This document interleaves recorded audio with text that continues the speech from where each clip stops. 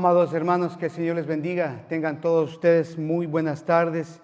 Estamos nuevamente ya aquí, gracias a la misericordia del Señor. Estamos nuevamente acá este domingo, celebrando el Día del Señor, que para nosotros esto es un festejo, para nosotros un festejo de adoración.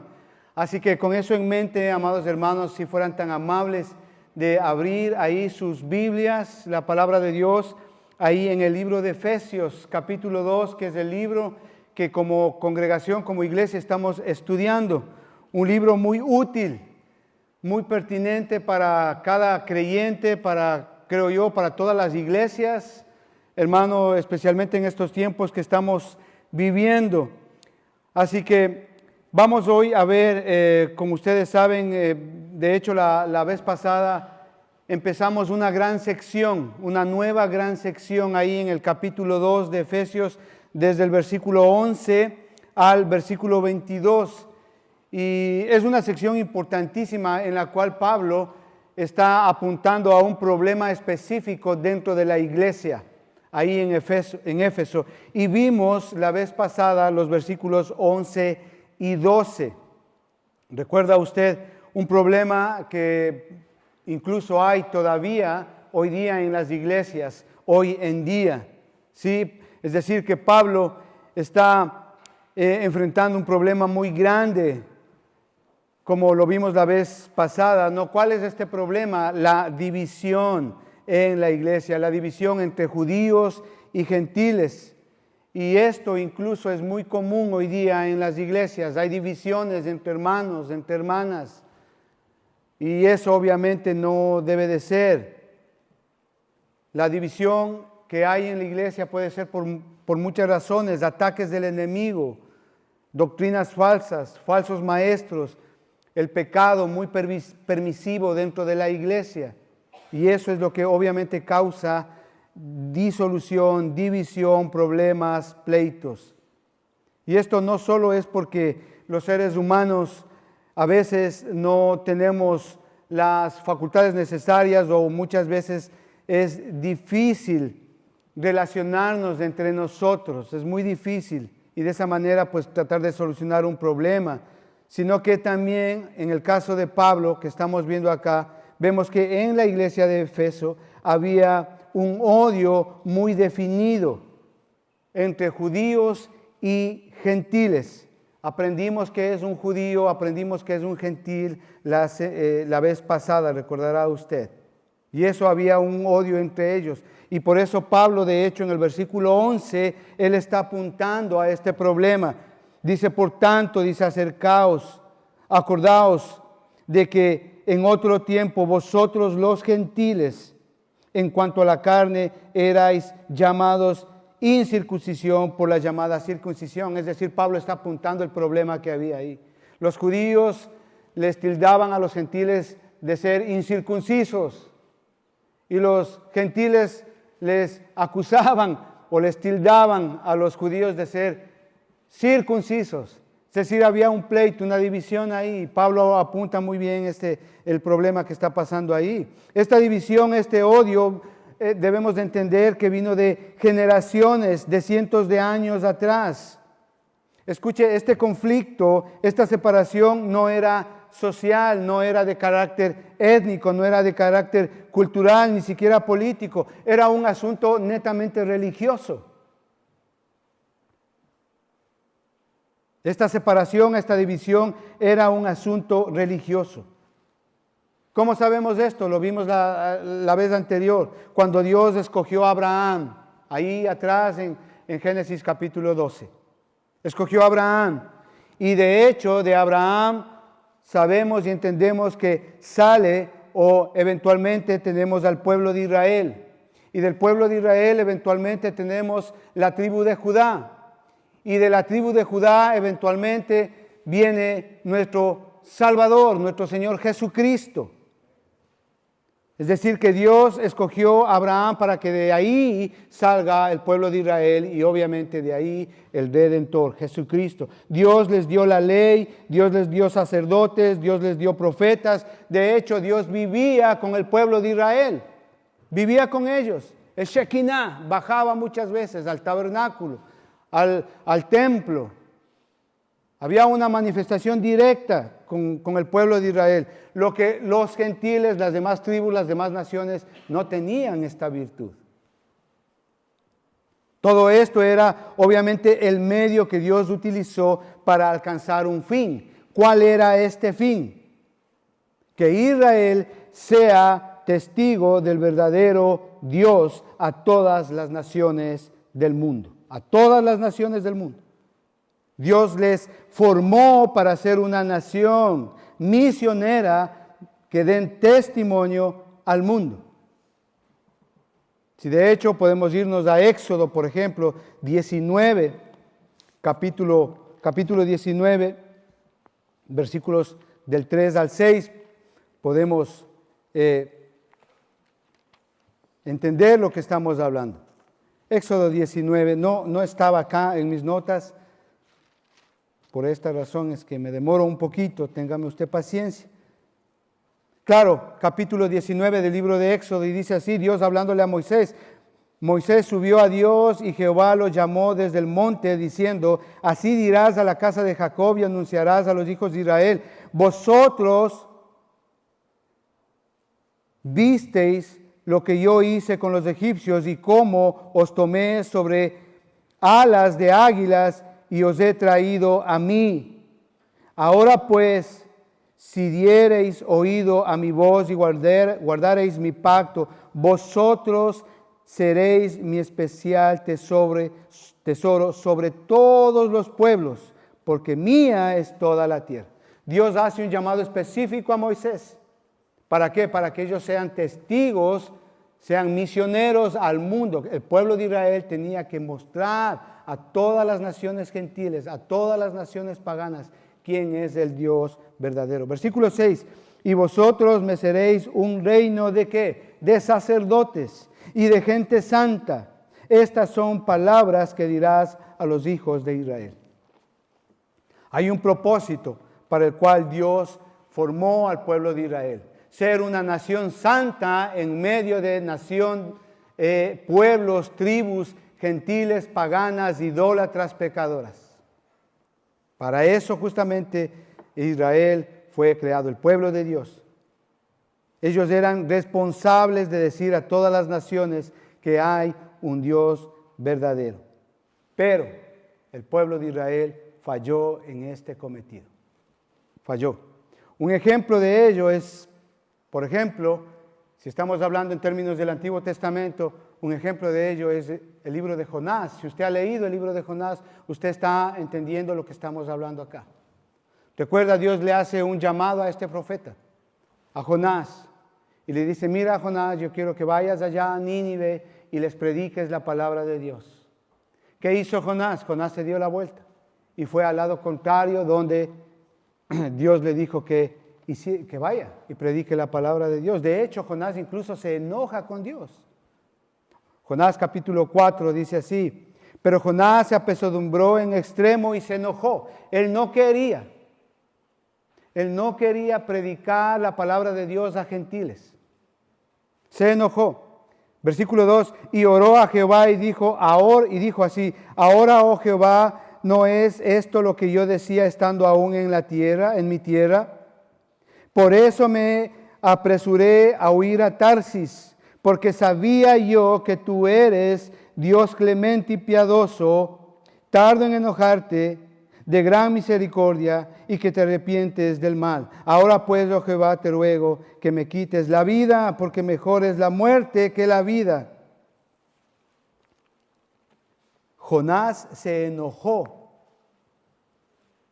con Dios, porque Dios le mandó a predicar a los gentiles, a un pueblo gentil idólatra. Se enoja. Si usted ve, por ejemplo, de vuelta ahí, capítulo 3, vamos de vuelta a capítulo 3, versículo 10, dice así, y vio Dios lo que hicieron, que se convirtieron de su mal camino y se arrepintió del mal que había hecho, que había dicho que les haría y no lo hizo.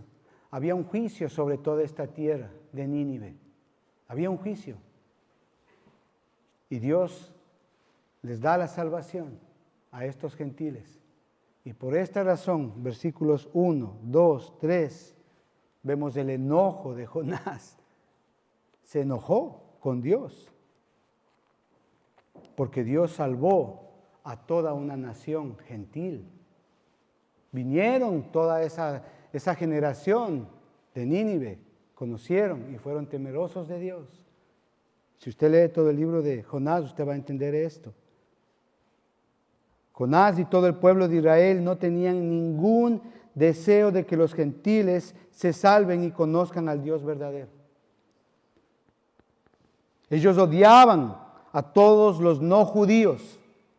Pensaban que era honroso odiar a los blasfemos, a los gentiles, a los paganos.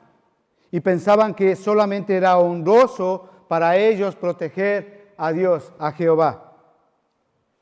Se olvidaban de la misericordia y del amor de Dios. Ellos decían y pensaban que solo ellos se merecían la salvación y el resto de los gentiles no. Todo aquel que no era judío y gentil no se merecía la salvación. Eso había en su corazón. Eso vemos, por ejemplo, cuando leemos el Nuevo Testamento. Y eso vemos justamente acá, lo que el apóstol Pablo está tratando en la iglesia primitiva, acá específicamente en el libro de Éfeso, en el libro de Efesios, en la iglesia de Éfeso, perdón. Pero hay buenas noticias. Hay buenas noticias. El único pacto eterno que ha durado y que durará todo la eternidad es el que hizo Dios por medio de Jesucristo. Su sangre derramada es la que nos ayuda para que haya una verdadera reconciliación. Y cuando vimos acá en el capítulo 2, del versículo 11 en adelante, vimos tres aspectos importantes que es lo que estamos estudiando. Vimos la vez pasada lo que es la separación. ¿Qué es la separación que justamente Pablo está tratando acá en el capítulo 2? Luego, hoy día, con la ayuda de Dios, vamos a ver lo que es la reconciliación del versículo 13 al 18 y finalmente veremos lo que es la unificación del versículo 22, 19 al 22, que es lo que vamos a ver, si Dios lo permite, la próxima semana. Pero es en Jesucristo que esa separación puede venir a reconciliación y esa reconciliación, en efecto, llega a una unificación. Eso es lo que vimos la semana pasada. Entonces, hoy vamos a ver el segundo punto. Ya vimos la vez pasada lo que es la separación y hoy vamos a ver lo que es la reconciliación. Versículos del 13 al 15. Acompáñeme a leer ahí en Efesios capítulo 2, por favor. Del 13 al 15. Pero ahora, dice, en Cristo Jesús, vosotros que en otro tiempo estabais lejos, habéis sido hechos cercanos por la sangre de Jesucristo, porque Él es nuestra paz, que de ambos pueblos hizo uno, derribando la pared intermedia de separación, aboliendo en su carne las enemistades, la ley de los mandamientos expresados en ordenanzas, para crear en sí mismo de los dos un solo y nuevo hombre, haciendo la paz. Vamos a orar, hermanos, por favor, acompáñenme. Padre, te damos gracias en el nombre de nuestro Señor Jesucristo. Señor, te agradecemos por la palabra que tú nos estás dando, Señor. Oramos, Señor, para que esto sea de edificación, de ayuda, de bendición para cada uno de nosotros, Señor. Padre, que cuando tu palabra sea expuesta, Señor, tu palabra es verdad, tu palabra es poder, tu palabra es autoridad, tu palabra es sanidad y restauración. Señor, te pedimos, Señor, que nos des esta bendición tan grande de poder ser capacitados, de poder entender, de poder saber qué es lo que tú quieres que seamos delante de ti. Te lo pedimos esto, amado Padre, en el nombre de Cristo Jesús. Amén y amén. Sí, entonces, amados hermanos, hoy vamos a ver el segundo punto, lo que es la reconciliación. Vimos la vez pasada lo que es la separación y hoy vamos a ver la reconciliación. Usted ve ahí en el versículo 13, el pero ahora, dice ahí, versículo 13, pero ahora es justamente paralelo al versículo 4 que dice, pero Dios dice. pero Dios es paralelo. Ambos se refiere a la misericordia que Dios otorga a favor de los pecadores perdidos. Ambos están haciendo referencia a eso, ambos versículos. Como acabamos de leer hace un momentito, usted puede darse cuenta que la palabra enemistad surge aquí. Es la palabra clave en esta sección, versículos 15 y 16. Y dicha enemistad es mutua entre judíos y gentiles, versículos 13 y 15. Y no solamente eso, sino que esta enemistad va mucho más, excede mucho más del ámbito personal, sino que va del ámbito personal hacia Dios. Hay una enemistad entre pecadores y Dios, versículos 16 al 18. Pablo obviamente describe aquí la misión de paz más grande que se ha dado en toda la historia. Jesucristo no solo reconcilia a judíos y a gentiles, sino también reconcilia a los pecadores con Él mismo, reconcilia a los pecadores con Dios mismo. ¿Cómo? Haciéndoles un solo cuerpo. ¿Cuál es ese cuerpo? La iglesia. El pueblo de Israel falló en dar testimonio del Dios verdadero. Ahora esta responsabilidad le es dada a la iglesia. Usted y yo como iglesia, un solo cuerpo, tanto judíos como gentiles, estamos llamados a ser responsables en predicar la palabra de Dios, en ser testimonio de quién es el Dios verdadero. Esa responsabilidad pasó del pueblo de Israel a la iglesia. Eso es lo que está diciendo el apóstol Pablo, está enfatizando. La palabra reconciliar que usted ve ahí, reconciliar significa juntar de nuevo. Esa es la idea de esta palabra, reconciliar, juntar de nuevo. Algo que ha sido separado, algo que ha sido roto, algo que ha sido desparramado. La palabra reconciliar significa juntar de nuevo. Es como, por ejemplo, un esposo desea reconciliarse con su esposa. ¿Por qué? Porque ha habido muchos problemas. A veces hay situaciones que no podemos lidiar con eso, ¿verdad? Entonces, en el esposo hay el deseo de que haya esa reconciliación, esa unificación, volver a ser uno como eran antes. Es como, por ejemplo, una madre tiene el deseo de reconciliarse con su hijo, con su hija, porque ha habido problemas. El hijo o la hija se ha descarriado, drogas, amigos, borracheras, pleitos, malas amistades, redes sociales. Entonces eso produce distanciación, separación, problemas, pleitos dentro del mismo hogar, dentro de la misma familia. A veces hay madres que no se hablan con sus hijas por semanas. A veces hay padres que pelean con sus hijos, discuten, se ponen a la misma par, al mismo nivel. Hijos que quieren ordenar a sus padres. Y esto produce pleitos y disolución en los hogares. Entonces es necesario ahí una reconciliación.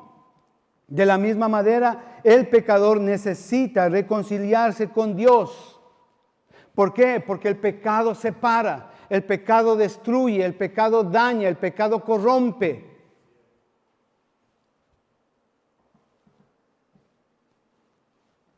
Sin embargo, con Jesucristo obtenemos reconciliación. Es únicamente en Jesucristo que podemos tener nuevamente esa capacidad de juntar de nuevo lo que ha sido destruido, lo que ha sido dañado, lo que ha sido desperdigado, lo que ha sido roto. Es en Jesucristo donde podemos obtener esa reconciliación, ese perdón verdadero, esa unión verdadera, no ficticia, no temporal. El pecado es el gran separador de este mundo desde el principio. Si por ejemplo vamos a Génesis 3, recordará usted allá en Génesis 3, cuando Adán y Eva pecaron, ellos fueron separados de Dios. Hubo una separación.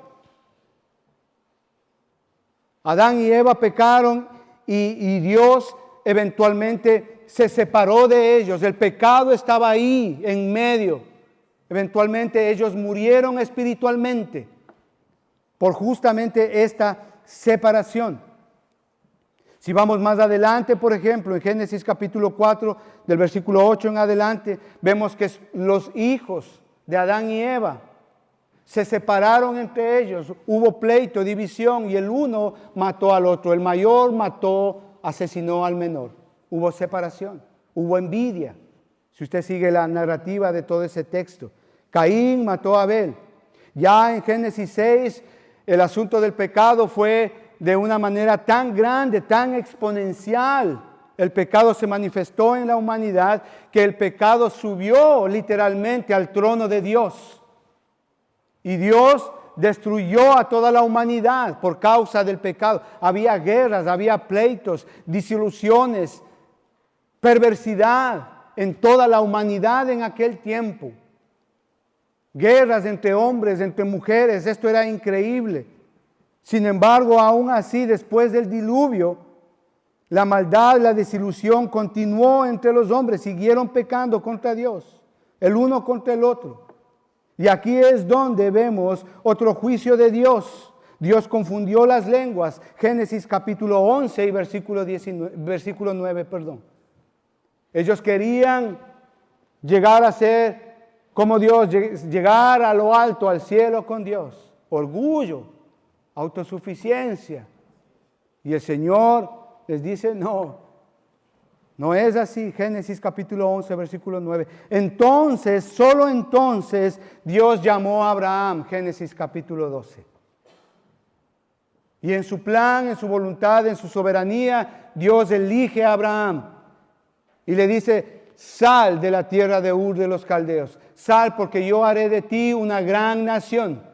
Que es todo lo que hemos venido explicando a lo largo de estas semanas anteriores. Y a través de esta nación, vemos la nación de Israel. Y a través de esta nación de Israel vino nuestro Señor Jesucristo al mundo a reconciliarnos con Dios. No solamente a los judíos, sino también a usted y a mí, los gentiles.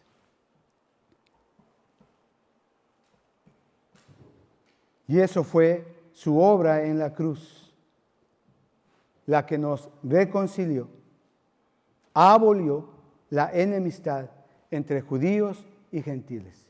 Y no solamente eso, sino que también la obra vicaria de nuestro Señor Jesucristo derribó la enemistad que había entre los pecadores y Dios.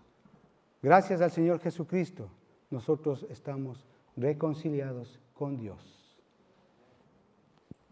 Y esto es una bendición.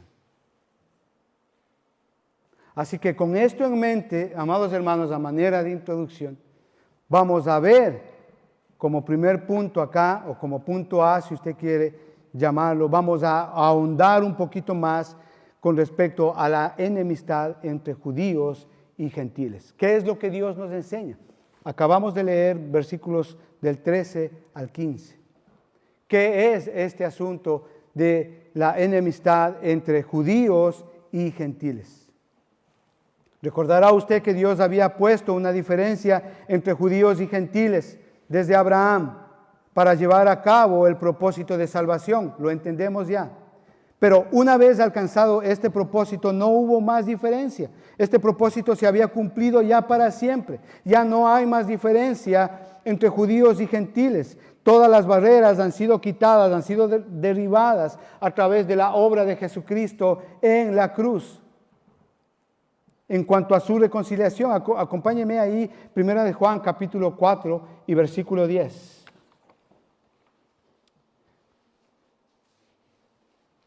Dice así: en esto consiste el amor, no en que nosotros hayamos amado a Dios, sino que Él nos amó a nosotros y envió a su Hijo en propiciación por nuestros pecados. Punto muy importante acá, amados hermanos, entender qué es la propiciación. Lo importante que es para la reconciliación con el Padre, con Dios. La propiciación es el sacrificio que se ofrecía según la ley. ¿Para qué? Para aplacar la justicia divina y tener a Dios propicio, es decir, a favor de nosotros.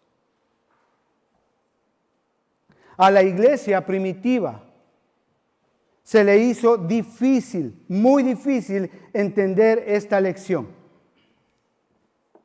ya que por siglos los judíos habían sido diferentes entre los gentiles o con los gentiles en cuanto a la religión, a la adoración, a la forma de vestir, a la forma de alimentarse, en cuanto a las leyes que Dios les dio, en cuanto a los profetas, en cuanto al sistema sacerdotal que Dios estableció en el pueblo de Israel, eran totalmente diferentes. Sin embargo, en la iglesia no había tenido este problema, sino es hasta que Pedro comenzó a predicar a los gentiles. Es un problema muy serio el cual Pablo está apuntando acá. Cuando Pedro fue enviado a los gentiles y estos empezaron a ser salvos en las mismas condiciones que los gentiles, Hechos capítulo 10, Hechos capítulo 11, espero que lo haya leído. De hecho, los judíos creyentes reprendieron a Pedro por ir a los gentiles y comer con ellos. Hechos capítulo 11, y los representantes de la iglesia obviamente se reunieron ya en el capítulo 15 para hacer una conferencia, un concilio importante, en el cual el tema a tratar, si usted lee el capítulo 15 del libro de los Hechos, era justamente este tema que Pablo está abordando acá en la iglesia de Éfeso.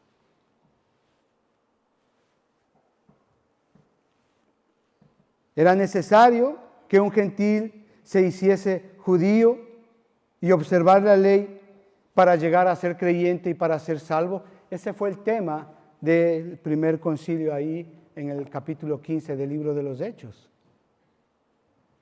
¿Cuál fue la respuesta? Un rotundo no. Tanto judíos y gentiles se salvan por la misma manera, es decir, por la fe en Jesucristo. Efesios capítulo 2 y versículo 8. Por la fe somos salvos, y esto por gracia, no por obras. Claro, los judíos creyentes, los judíos que habían venido a los pies de Cristo a ser creyentes, ellos estaban queriendo enseñar que los gentiles tenían que hacerse prosélitos, concepto que vimos la vez pasada. Es decir, guardar la ley, circuncidarse, y luego podían ser salvos. Y claro, ahí en Hechos capítulo 15 nos da la respuesta a esta gran pregunta, y es un rotundo no. Todos, tanto judíos como gentiles, somos salvos por fe. Y esto no de vosotros, sino por gracia, es decir, por la fe en Jesucristo. La enemistad había sido desaparecida en este contexto. Había desaparecido. No había más enemistad. Entendamos que la causa de esta enemistad era la ley. ¿Por qué? Porque la ley hacía una distinción claramente entre judíos y gentiles. Las leyes alimenticias les recordaban a los judíos lo que Dios había establecido, por ejemplo, una diferencia entre lo inmundo y lo que es limpio. Por ejemplo, ahí en Levítico capítulo 11, del versículo 44 al 47, estoy poniendo un ejemplo para que usted entienda lo grave que era de esta enemistad que había ahí.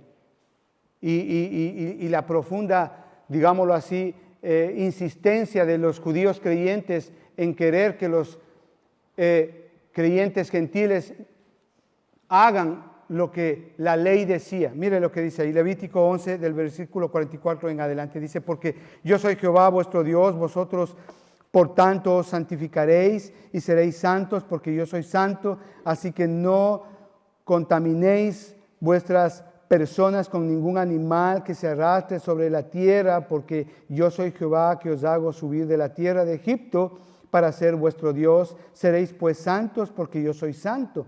Esta es la ley acerca de las bestias y las aves, y de todo ser viviente que se mueve en las aguas, y todo animal que se arrastra sobre la tierra, para hacer diferencia entre lo inmundo y lo limpio, entre los animales que se pueden comer y los animales que no se pueden comer. Ellos estaban interesados en que los gentiles creyentes también cumplan con todas estas disposiciones. En Ezequiel capítulo 44 y versículo 23 es otro ejemplo. El profeta Ezequiel les recuerda a todos los sacerdotes que su tarea importante es discernir entre lo que es limpio y lo que no es limpio. Y eso justamente los judíos creyentes querían enseñar a los creyentes gentiles en la iglesia primitiva. Y querían imponer todas estas cosas. Estas ordenanzas que dio Dios a Israel, obviamente se querían imponer ahí. Por eso es que era, por así decirlo, como que se había levantado una pared entre los judíos y las otras naciones. Y esa era la marca distintiva entre el pueblo judío y los gentiles. Y ellos se jactaban de sus leyes, se jactaban de sus ordenanzas, y el resto de las naciones, los gentiles, pues éramos de lo peor. ¿Por qué? Porque comíamos de lo impuro, comíamos de lo que no es santo, lo que no es limpio. Ellos se preocupaban de todas estas cosas, y era como una pared, por así decirlo, que ellos habían puesto.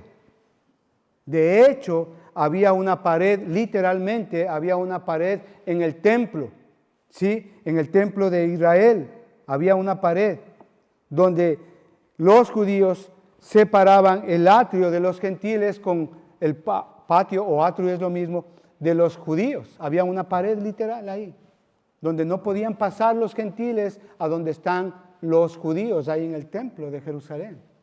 Había una pared literal. Se han encontrado, arqueólogos han encontrado una inscripción que dice ahí en el templo de Herodes que se prohíbe a cualquier extranjero pasar la barrera que rodea el santuario y demás recintos. Cualquiera que sea sorprendido en el acto causará con ello su propia muerte.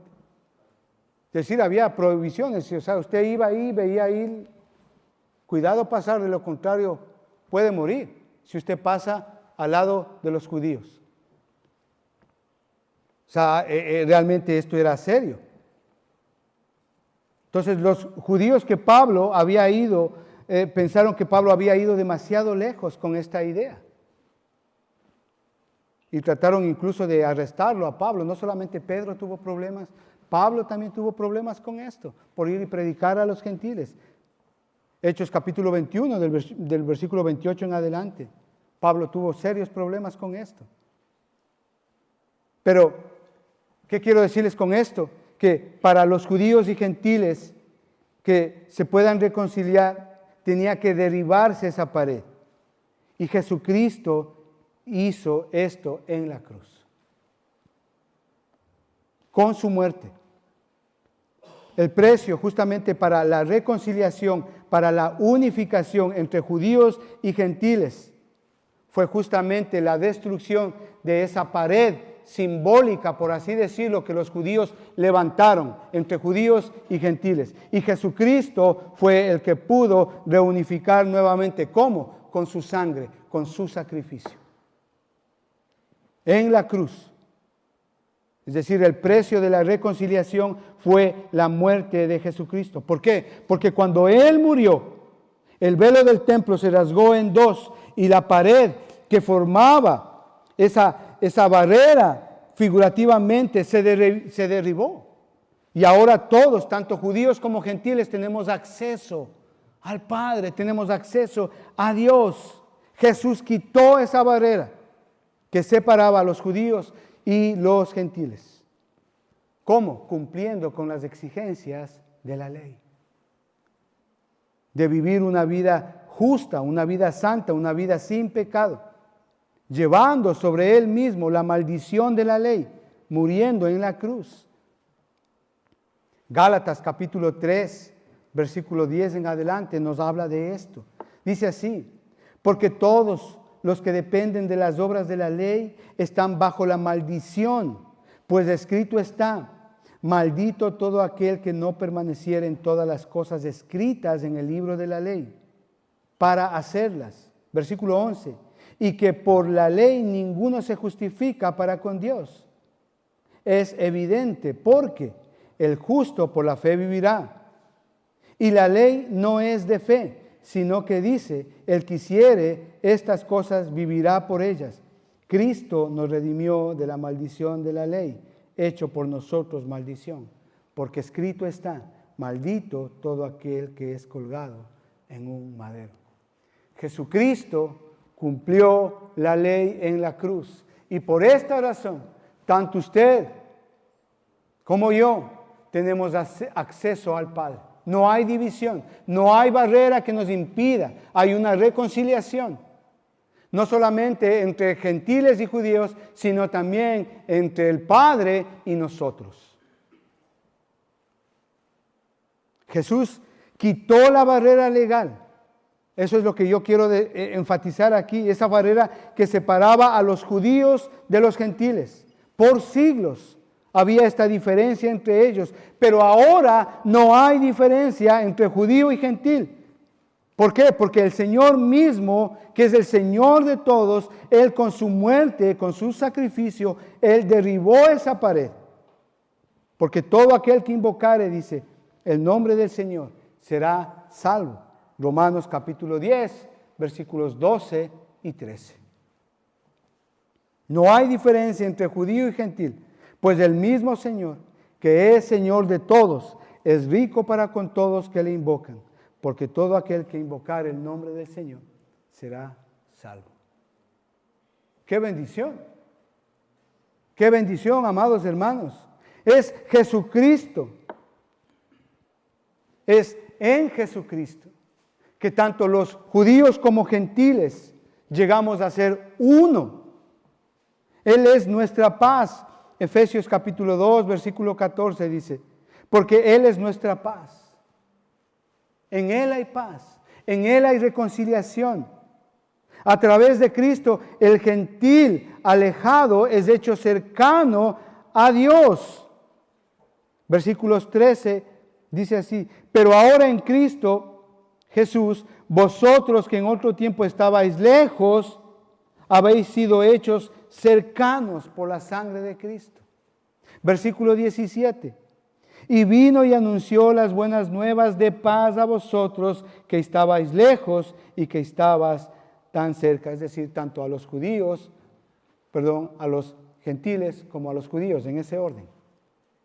Es decir, en Cristo no solamente estamos reconciliados, sino también estamos siendo hechos cercanos a Dios. Y tanto el judío como el gentil somos hechos uno, dice la palabra de Dios ahí. Somos hechos uno. Las consecuencias de la obra del Señor Jesucristo son entonces la destrucción de la enemistad por medio de la abolición de la ley y la reconciliación en un nuevo hombre, dice ahí.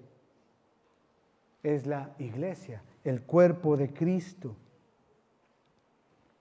La palabra abolir significa hacer nulo. La ley ya no rige más sobre los judíos y gentiles, ya que en Cristo los gentiles como creyentes no estamos bajo la ley, sino estamos bajo la gracia. Somos salvos por gracia, y esto por medio de la fe, y esto por medio del sacrificio de Jesucristo. Y eso precisamente es lo que Pablo está apuntando acá en estos versículos. La reconciliación es posible únicamente por medio de Jesucristo. No solamente entre judíos y gentiles, sino también entre los pecadores y Dios. Sabemos y entendemos que la ley refleja la santidad de Dios, y eso es cierto. Y es una norma de Dios, y eso es cierto. Pero ahora esta se cumple en el creyente, sea judío o sea gentil. ¿Por qué? Por medio del Señor Jesucristo. Romanos capítulo 8, del versículo 1 al 4, podemos leer. Ahora pues, dice, ninguna condenación. La palabra de Dios es enfática. Ahora pues, ninguna condenación hay para los que están en Cristo Jesús. Ninguna condenación. Los que andan conforme a la carne, sino conforme al Espíritu. Porque la ley del Espíritu de vida en Cristo Jesús me ha liberado de la ley del pecado y de la muerte. Porque lo que era imposible para la ley, por cuanto era débil por la carne, Dios, enviando a su Hijo en semejanza de carne de pecado, y a causa del pecado, condenó al pecado en la carne, para que la justicia de la ley se cumpliese en nosotros, que no andamos conforme a la carne, sino conforme al Espíritu. Eso es lo que hace el Señor en nuestras vidas. Nos reconcilia. A la iglesia primitiva, como les dije hace un momento, les llevó mucho tiempo entender y acostumbrarse a este hecho de que no hay diferencia entre judíos y gentiles. De hecho, este problema en algunas partes aún continúa. Porque hay iglesias donde quieren judaizar al creyente. Hay iglesias donde quieren establecer o guardar la ley. Primero la ley y luego vienes a ser cristiano y guardan el sábado y se visten como judíos, incluso se cambian de nombre a nombres judíos. Todavía hay ese problema, no han entendido este punto, que en Cristo todos somos uno. El sacrificio de Cristo nos permite esa reconciliación, tanto entre judíos como gentiles. Y a las mujeres les obligan a vestirse de tal manera. Y les obligan incluso a circuncidarse. Estos judaizantes, los adventistas, guardan el sábado, por ejemplo. Y anteponen muchas leyes ahí. Pero entendemos que por gracia somos salvos. Muchas veces los adventistas tienen mucho de judaizantes. Con la manera de alimentarse, con la manera de guardar el sábado. Las profecías que dio Elena de White ahí son más autoritativas en muchos casos, en muchas partes doctrinales o aspectos doctrinales que la misma Biblia. Y obviamente no es así. No han aprendido esta lección. Y están tratando de hacer que los creyentes se vuelvan a colocar bajo la ley y no es así, no es así. Cristo es nuestra paz, dice Efesios capítulo 2 y versículo 14.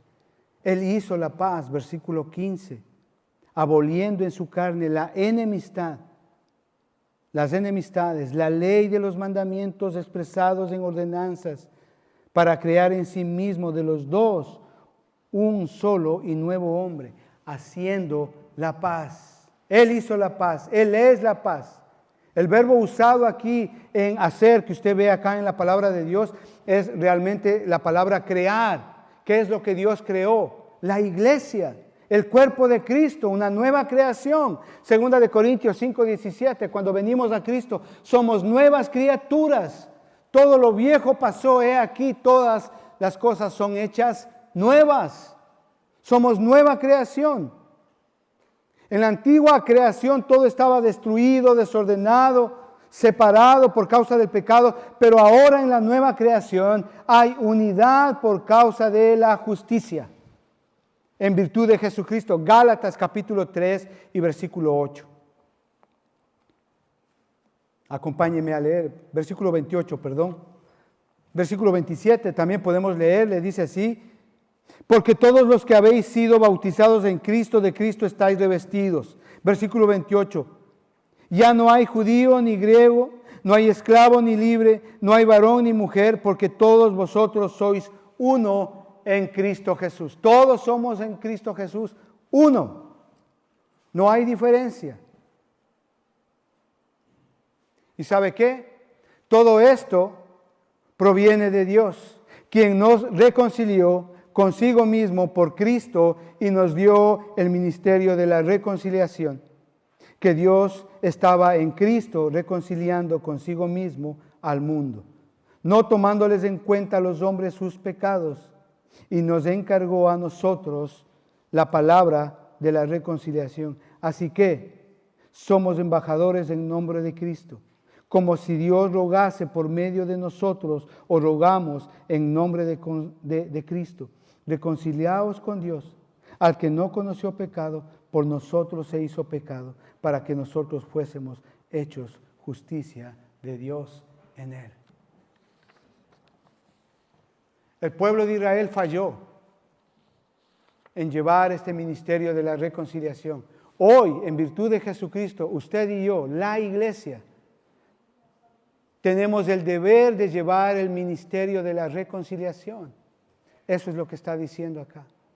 ¿Se acuerda usted? Antes, cuando no teníamos a Cristo, estábamos sin Cristo, alejados de Dios, ajenos de Dios, sin esperanza, sin Dios. Hoy, con Cristo, estamos con Cristo. Somos nación santa, ya no somos extranjeros, tenemos esperanza y tenemos todas las bendiciones de Dios. Y esto gracias a la obra de Jesucristo en la cruz. ¿Cómo esto aplica a usted y a mí? Nuestra responsabilidad es predicar la palabra de Dios. Nuestra responsabilidad es reconciliar al que está enojado, al que está peleado. Nuestra responsabilidad es llevar el ministerio de la reconciliación, como dice la palabra acá en 2 Corintios, capítulo 5, del 18 al 21. Estamos haciendo esto. Mire, si usted está en un problema con su familia, si hay pleitos en su hogar, si usted está a punto de separarse, si hay separación en su casa, en su hogar, la respuesta está aquí, es Jesucristo. Él es la paz, Él es la reconciliación. Es cierto, hay momentos, hay días difíciles en la vida, hay relaciones que son muy difíciles de llevar, especialmente cuando nuestros hijos van creciendo, tienen 12, 13, 14, 15 años. A veces mientras vamos envejeciendo, en las mujeres cambia su carácter, en nosotros también cambiamos de carácter. Aspectos hormonales, físicos, biológicos, denotan todo este cambio en nosotros y esto produce problemas en los hogares, situaciones, pleitos, rencillas, divisiones. Entonces la sabiduría del Señor nos está diciendo acá que Jesucristo es la única fuente de paz verdadera, que en Jesucristo tenemos la única fuente de reconciliación verdadera. Es en Él. Es triste porque a veces hogares que están en pleitos, que están en discusiones, arreglan los problemas a su manera, a su conveniencia, como ellos piensan que así es. No se hace así. Se hace de acuerdo a la palabra de Dios. Pregúntese usted, en arreglar un problema, una situación, ¿está Cristo ahí? ¿Está Cristo en ese problema? ¿Está Él siendo el eje donde hallamos verdadera paz?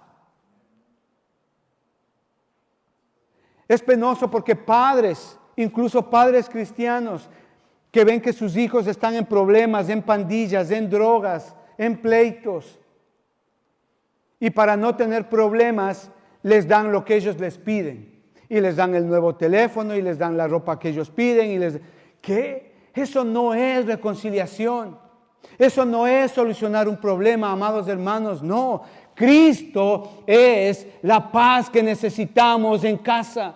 Cristo debe de estar en medio de ese conflicto. Es ahí donde se solucionan los problemas. ¿Qué es lo que dice Cristo en esta situación? ¿Cómo yo como esposa, cómo yo como esposo puedo solucionar ese problema de conducta, de carácter, de enfermedad, de angustia entre cónyuges, entre esposos? ¿Está Cristo ahí? Miren, las cobijas no arreglan un problema. Espero que me entienda esto. Cristo soluciona el problema. Él es mi paz, Él es nuestra paz. Si no está Cristo en casa, si no está Cristo en tu relación con tu esposo, si no está Cristo entre hermanos, si no está Cristo entre padres e hijos, va a haber conflicto. Y si hay conflicto, que lo vamos a tener, pero Cristo está ahí, amados hermanos, vamos a pasar adelante, vamos a pasar esa prueba. Porque Él nos guía, Él nos muestra el camino, Él nos da la capacidad de perdonarnos los unos a los otros, un perdón verdadero, un perdón que sana, que restaura, que ayuda, que edifica. Pero si usted quiere solucionar el conflicto que usted tiene en casa, con un paseo, con una comida, con una ropa, Eso es temporal. Cristo es eterno. La reconciliación que nos da el Señor por medio de Cristo es verdadera, es única. ¿Cómo aplicar esto en nuestras vidas? Con Jesucristo, amados hermanos. ¿Está Jesucristo? Medite usted, ¿está Jesucristo en su relación con su esposo? ¿Está Jesucristo en la relación entre hermanos? Qué triste que hay hermanos que discuten, que pelean y no se hablan por días, por semanas, viviendo en una misma casa, viviendo en un mismo techo, comiendo en una misma mesa, no se hablan. Y son muchas veces hogares cristianos. Las inseguridades, los celos, producen eso, pleitos, rencillas. Pero está Cristo ahí.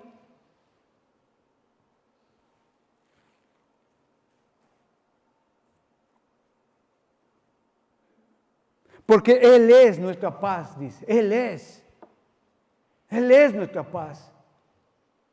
A veces hay personas, hombres, mujeres, que no están contentos consigo mismo, con lo que son.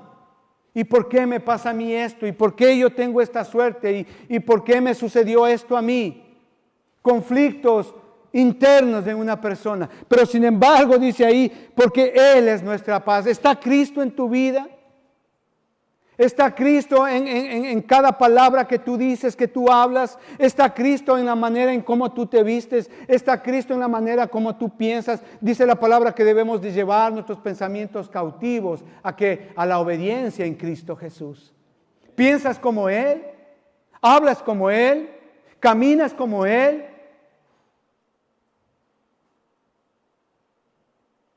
Ese es el punto acá, hermanos. La reflexión que nos invita acá el apóstol Pablo en estos versículos, que la única fuente de reconciliación es Jesucristo. Y hemos puesto un ejemplo de cómo eran los judíos creyentes con los gentiles creyentes. Y es en Él que se derriba esa pared que incluso literalmente había en el templo. Pero es en Él.